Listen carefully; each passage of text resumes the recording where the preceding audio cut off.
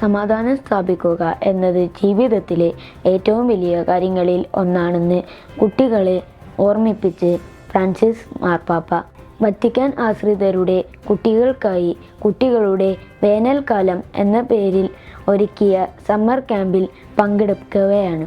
ഇതിൻ്റെ കൂടുതൽ വിശദാംശങ്ങളുമായി ഏഞ്ചൽ ചേരുന്നു.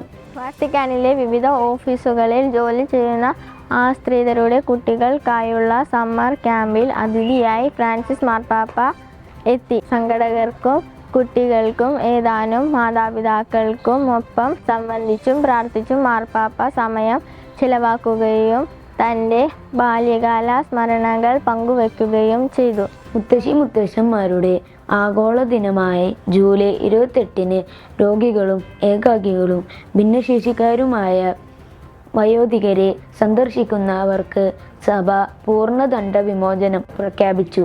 ദിനാചരണവുമായി ബന്ധപ്പെട്ട ചടങ്ങുകളിൽ പങ്കെടുക്കുന്ന വയോധികർക്കും ദണ്ഡവിമോചനം ലഭിക്കും.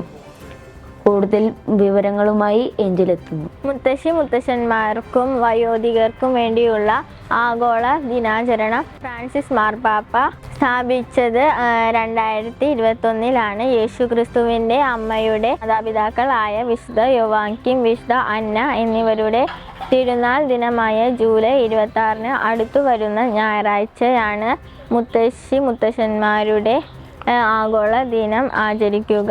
വരുന്ന ഒളിമ്പിക്സ് ലോക സമാധാനത്തെ വളർത്താൻ സഹായിക്കട്ടെ എന്ന് ഫ്രാൻസിസ് മാർപ്പാപ്പ ആശംസിച്ചു. ഫ്രാൻസിലെ പാരീസ് ആർച്ച് ബിഷപ്പ് ലോറൻ യുൾറിച്ചിനെഴുതിയ കത്തിൽ ലോക സമാധാനം ഇപ്പോൾ ഗുരുതരമായ ഭീഷണിയിൽ നേരിടുകയാണെന്ന് പാപ്പ ചൂണ്ടിക്കാട്ടി.